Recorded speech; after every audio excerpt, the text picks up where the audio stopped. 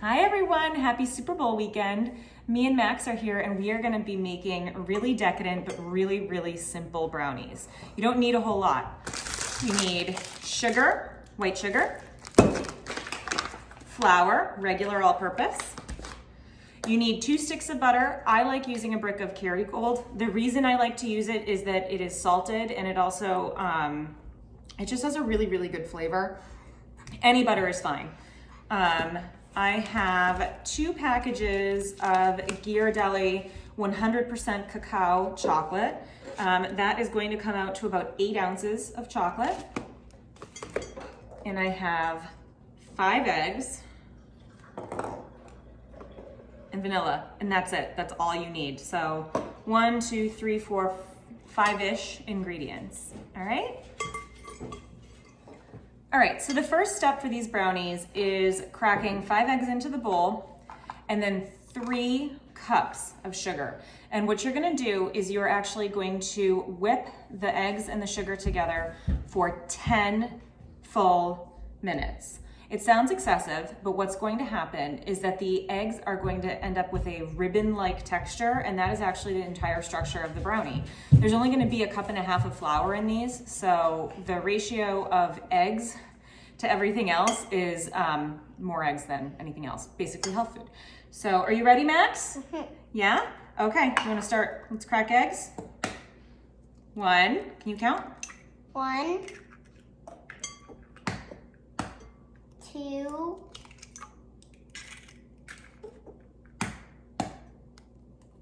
3, 4, 5. 5 eggs, yay! All right, and do you remember how much sugar I said? You remember what I said? 2 ounces of sugar. We need 3 cups of sugar. 3 All right. cups of sugar. That's a lot of sugar. It is a lot of sugar. All right, but Mimi's sugar is clumpy and plumpy. So if your sugar is hard because you don't use it a lot, I'm just kind of breaking it up. All right, 1, 2,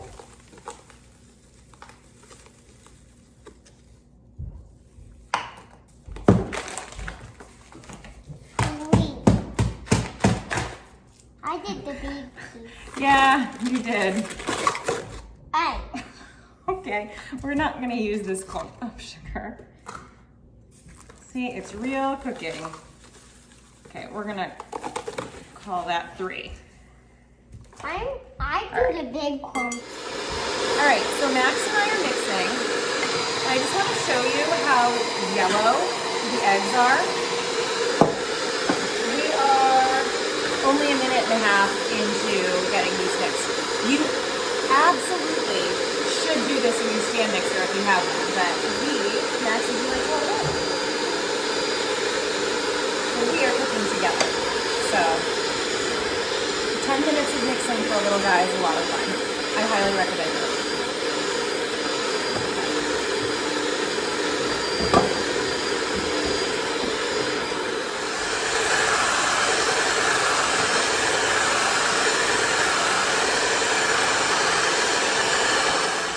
Okay, so the eggs have whipped for 10 minutes.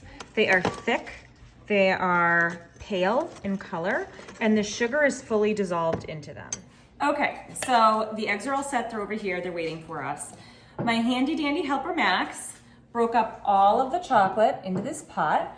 You can do this in a double boiler. You could do this in the microwave. I'm just going to babysit it in a regular pot and call it a day because I like less dishes and this goes a little bit faster.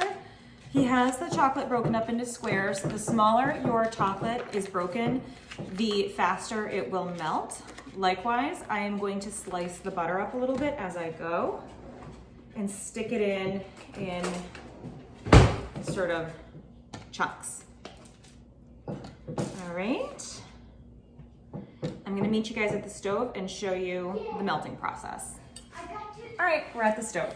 So, over low heat, I'm on the I am on the least powerful burner of this range, which is saying a lot. This range basically could take us to outer space.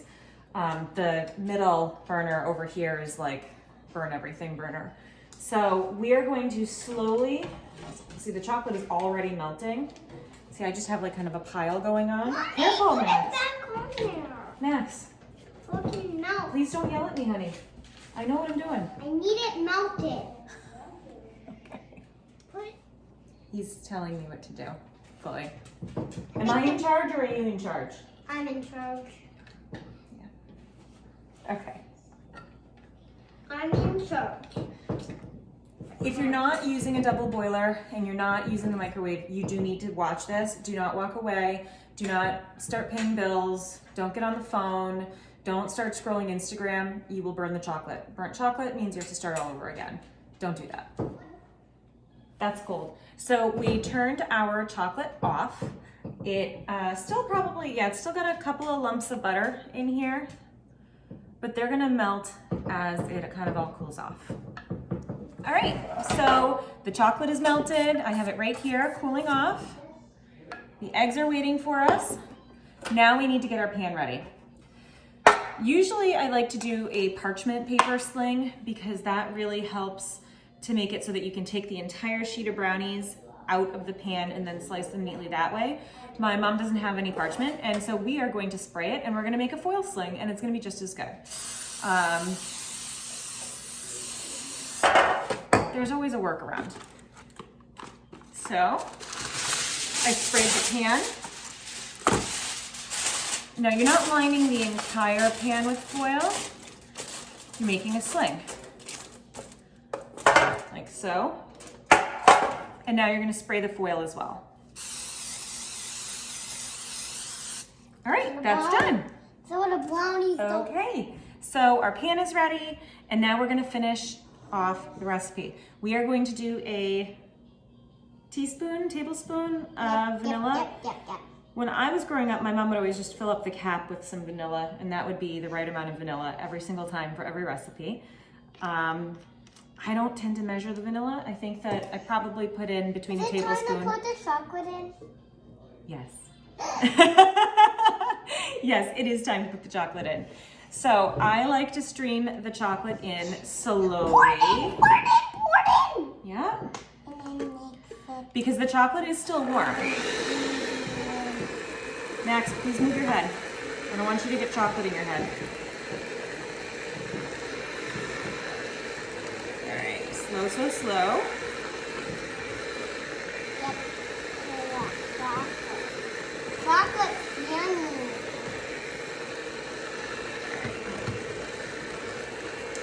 Because there's a lot of air in these eggs, it'll actually take a second to get all the chocolate in there.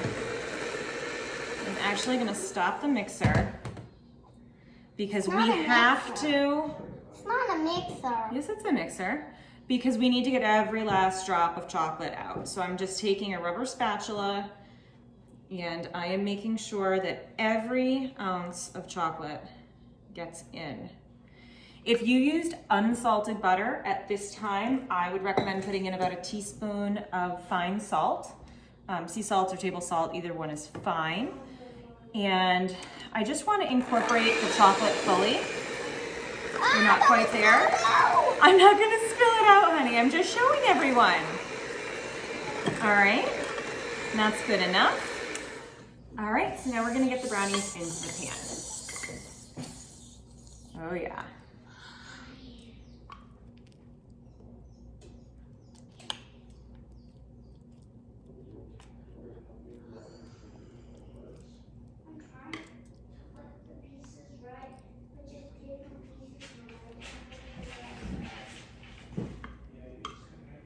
Oh, that chocolate is yummy.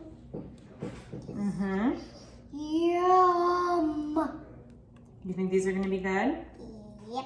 These are going to be rich, buttery, decadent. Chocolate comes from. They are chewy. This is not a cake brownie. This is a chewy brownie.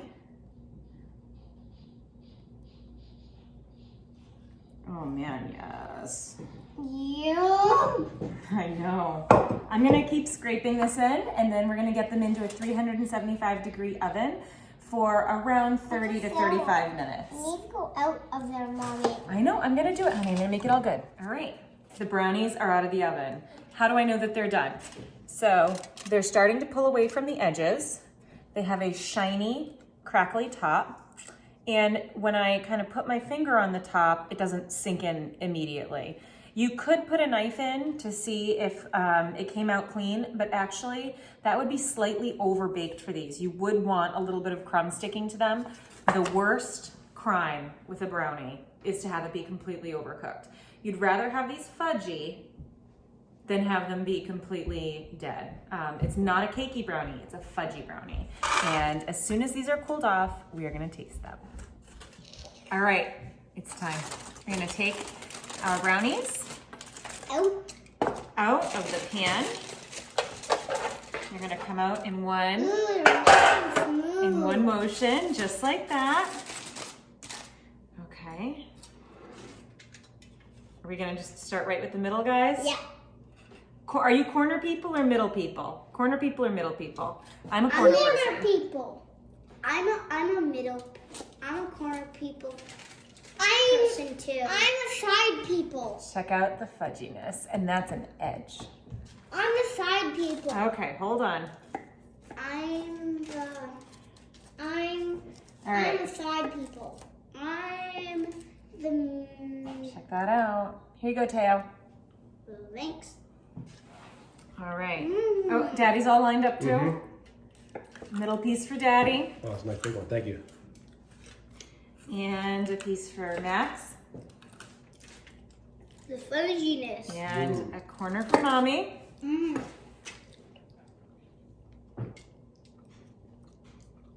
Chocolatey, fudgy, deeply chocolatey. Crispy on top. What do you guys think? Flavory. A plus? A plus. A plus. Make these. Make these.